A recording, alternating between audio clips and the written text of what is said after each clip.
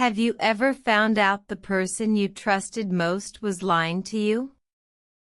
For 10 years, my mother-in-law told my husband I was lazy. She made me sleep on the cold kitchen floor every night. My husband, Rohan, believed her. He never came to the kitchen to see me shiver. One day, I found a hidden letter in my old trunk. It was from my real father, a man I never knew. He was not dead like my mother-in-law said. He was alive and looking for me. The letter said he was very rich. I held the paper with shaking hands. My whole life was a lie. But the biggest shock was still to come. My father owned the hotel where we were now staying. My name is Priya. My story begins in a small house in a noisy city. My mother-in-law, Savita, hated me from the first day. She said I was not good enough for her son, Rohan. Rohan was a good man once. But he loved his mother more than me. Every night, Savita would eat dinner with Rohan at the big table. I had to serve them food. Then, I had to clean every plate. After that, they would go to their warm beds. My bed was 2 thin blankets on the hard kitchen floor. The tiles were always cold. In winter, I could see my own breath. I would cry quietly so no one would hear. Why do you treat me like this? I asked Savita one morning. She smiled a cold smile. Because you are nothing, she said. You have no family. You have no money. You are just a servant in my son's house. I believed her. I thought I had no one. My mother died when I was small. My father, she said, died before I was born. I was alone. Then, one hot afternoon, I was cleaning an old wooden trunk. It was my mother's trunk. Inside, under old clothes, I found a small envelope. The paper inside was yellow. The writing was neat. It was a letter from my father. It said he was alive. It said he loved me and was searching for me. The letter was 10 years old. Savita had hidden it. My heart beat very fast. I felt a strange heat in my chest. It was not just sadness. It was anger. A deep, burning anger. I took the letter and put it in my sari. I had a secret now. But I did not know the secret was much bigger than I thought. The letter mentioned a name, the Grand Sunrise Resort. I had heard that name before. It was the most famous hotel in the city. And I remembered something else. My mother-in-law always talked about it. She wanted to go there for her birthday. She wanted to stay in the expensive suite. She had made a reservation for next month. Was it a coincidence? Or was something else happening? Savita's birthday came. She was very happy. Rohan drove us to the Grand Sunrise Resort. It was a huge building with glass walls and a big lobby. A man in a uniform, the concierge, opened the door for us. He looked at me strangely, but said nothing.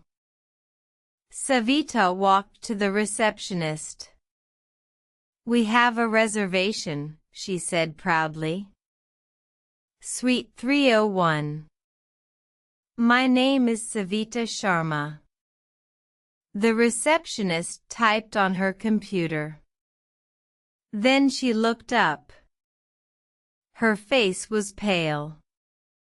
"Ma'am," she said softly, "there is a problem with your reservation." Savita's smile disappeared. "What problem?" "I paid." "No, ma'am. The suite is not available. It is reserved for a special guest. The owner is here. He has given that suite to someone else." Savita was furious. "I want to speak to the manager. Now." A tall man in a black suit came from the back. He was the hotel manager. "Mrs. Sharma," he said, "please, come to my office. There has been a mistake." We all went to his office. It was a large room with a big window. The manager looked at me. He looked at me for a long time. Then he looked at the letter I was holding in my hand. I had forgotten I was holding it. "Madam," he said to me, not to Savita, "is your name Priya?" I nodded, confused. He took a deep breath. "I have been waiting for you for 10 years. Your father owns this hotel. And he has been looking for you. He is here, right now, in the penthouse suite. He wants to see you." Savita screamed. "What? No. That is impossible. She has no father. She is nobody." But the manager pressed a button on his desk. 2 security guards came in. They stood by the door. The manager's voice was cold. "Mrs. Sharma, your reservation is cancelled. You are not welcome here. Please leave." Rohan looked at me. His face was full of shock. "Priya? Is this true?" I did not answer him. I could not speak. The manager offered me his hand. "Come, Miss Priya. Your father is waiting." I took his hand. My legs were shaking. As we walked out, I looked back at Savita. Her face was white with fear. She knew her lies were over. But what would my father say? What would happen now? The elevator went up, up, up. My stomach felt sick. The manager, Mr. Kapoor, smiled at me kindly. "Your father is a good man," he said. He never stopped looking. The doors opened. We were in a private lobby. It was all white marble and gold. 2 big doors were at the end. Mr. Kapoor knocked. The doors opened. A man stood there. He was old, maybe 70 years old. He had white hair and kind, dark brown eyes. When he saw me, his eyes filled with tears. He looked at my face, my braid, my sari. He took a step forward. "Priya," he whispered. His voice was shaking. I nodded. I could not speak. "I am your father," he said. "My name is Vikram. I have been searching for you since your mother died. I sent letters. I sent people. But they always came back. No one could find you." He told me the story. He was a poor man when he met my mother. Her family did not like him. They took her away. He worked very hard for many years. He built this hotel chain. He became very rich. But he never forgot my mother or me. The letter I found was one of many he sent. Savita must have found them all and destroyed them. She told me my father was dead, I said, my voice breaking. She lied, Vikram said. He held my hands. They were warm and strong. But you are here now. You are home. We talked for hours. He showed me photos of my mother.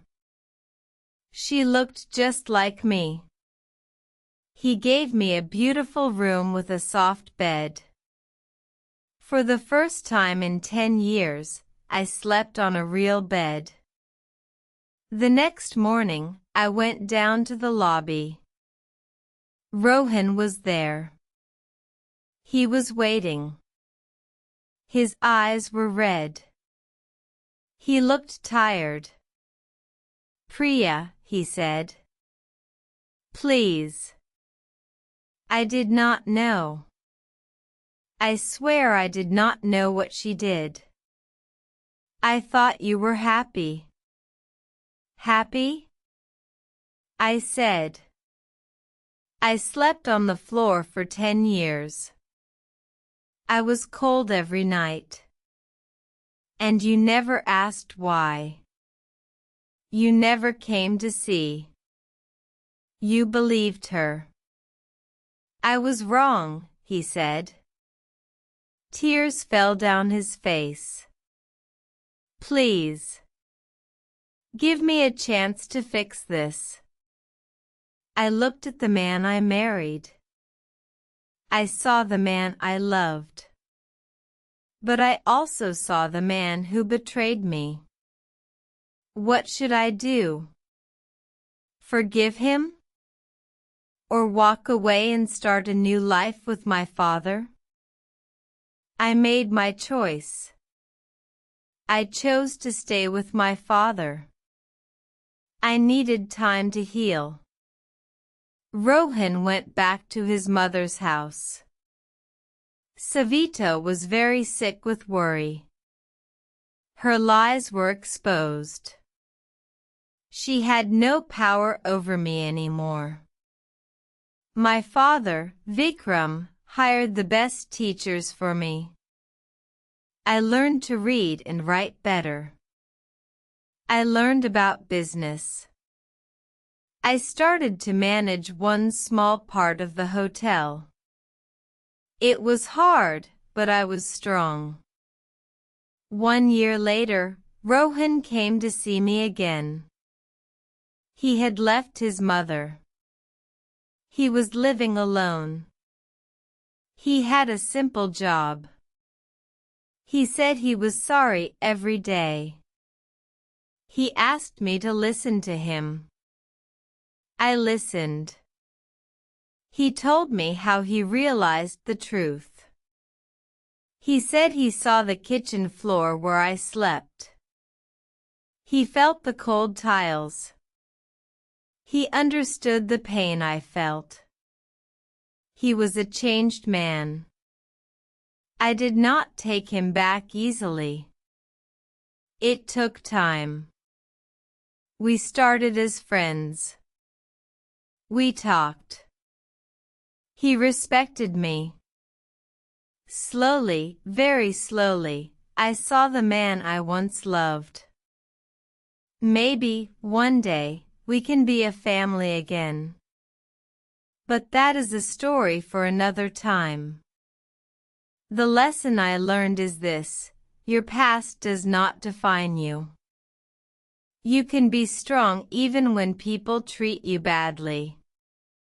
And the truth, no matter how long it is hidden, will always come out. Never let anyone make you feel like you are nothing.